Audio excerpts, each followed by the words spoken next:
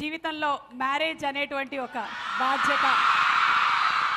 Congratulations. Thank you అండి, thank you. కానీ మనకి మ్యారేజే, మన ప్రొఫెషన్ లైఫ్ గోస్ ఆన్, అంతే కదా. పెద్ద మార్పు ఏమైనా మార్పు జరిగిందా? ఫోన్లు ఎక్కువ వస్తుంటాయి కొంచెం కూడా. ఎక్కడికి వెళ్తున్నాం అనే క్వశ్చన్లు ఎక్కువ వస్తుంటాయి, బట్ అది లవ్ కాబట్టి పర్లేదు. కొన్ని సంవత్సరాలు అయిపోయిన తర్వాత ఆగిపోతాయి. నేను అడుగుతున్నానే ఏంటి ఇప్పుడు రాజీవ్ ఎలా ఉంటుందో మిమ్మల్ని అడగాలి. కొన్ని సంవత్సరాలు అయిన తర్వాత అటు నుంచి ఫోన్లు వస్తాయి, ఏంటి ఫోన్లు చేయట్లేదు ఈ మధ్య అని. సో అలా మారిపోతూ ఉంటుంది. Anyway hearty congratulations to both of you all. And అలాగే ఇప్పుడు ఆపరేషన్ వ్యాలంటైన్ అని ఫస్ట్ చూడగానే before seeing the teaser and all అందరూ ఇదేమైనా మళ్ళీ ఒక రొమాంటిక్ లవ్ స్టోరీ అనుకున్నాము, కానీ of course it has romance in it, it has entertainment in it, but equal amount of patriotism, దేశం మీద ఉండేటువంటి ప్రేమ. అంటే ముందుగా అంటే యాక్టర్ అయిన తర్వాత ఆబ్వియస్లీ చాలా కమర్షియల్ సినిమాలు, లవ్ స్టోరీస్, లేకపోతే కామెడీస్ ఇలాంటి అన్నీ ఉంటాయి.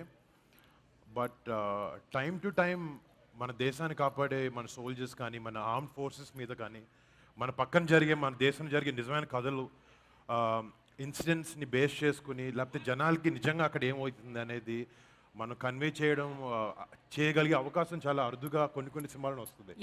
And I think February 14th 2019లో పుల్వామా అటాక్ అయిన తర్వాత ఏదైతే స్టోరీ అయితే ఉందో, ఏదైతే సాక్రిఫైజెస్ మన ఎయిర్ ఫోర్స్ చేశారో, మన సిఆర్పిఎఫ్ సోల్జర్స్ చేశారో, ఇది మన అందరికీ ఎంతో కొంత, అంటే నాకు కూడా సినిమా కథ వినకముందు కొంతవరకు పేపర్లో న్యూస్ ఆర్టికల్స్లో చదివింది మాత్రమే, ఒక లెవెల్ ఆఫ్ ఇన్ఫర్మేషన్ నాకు లేకుండేదు. కానీ సినిమా చూసిన కథ వినిన తర్వాత నాకు అనిపించింది ఏంటంటే, ఇలాంటి కథ స్పెషలీ మన యంగ్స్టర్స్కి, మన యూత్కి, మన దేశాన్ని కాపాడే మన సోల్జర్స్ ఏం చేస్తారనేది మీ అందరికీ తెలియాలి. మీ అందరికీ తెలిస్తే మీ ఆబ్వియస్లీ మీకు అందరికీ చాలా గర్వం ఉంటుంది.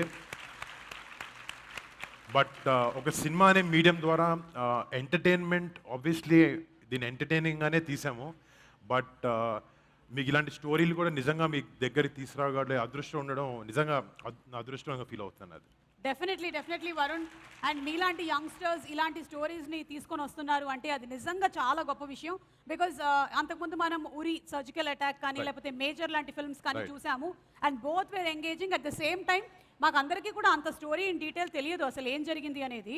ఇప్పుడు మీ ఈ సినిమా ద్వారా మేము తెలుసుకోబోతున్నాం. అంటే మెజారిటీ వరకు మేము ఆబ్వియస్లీ నేషనల్ సెక్యూరిటీ వల్ల కొంత ఇన్ఫర్మేషన్ వరకు, రియల్ ఎపిసోడ్స్ వరకు, రియల్ ఈవెంట్స్ వరకు మేము తీసుకున్నాం. ఆబ్వియస్లీ కొంచెం ఫిక్షనలైజ్ చేసాము దాని చుట్టూ ఏం జరుగుతుంది అనేది.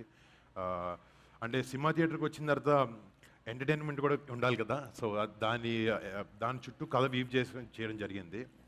బట్ నాతో మొన్న చాలామంది క్వశ్చన్స్ అడిగారు, ఏంటిది ఆర్మ్డ్ ఫోర్సెస్ మీద ఎన్ని సినిమాలు చేస్తారు, మన ఉరి వచ్చింది, లేకపోతే మన ఫైటర్ అని హృతిక్ రోషన్ గారి సినిమా వచ్చింది.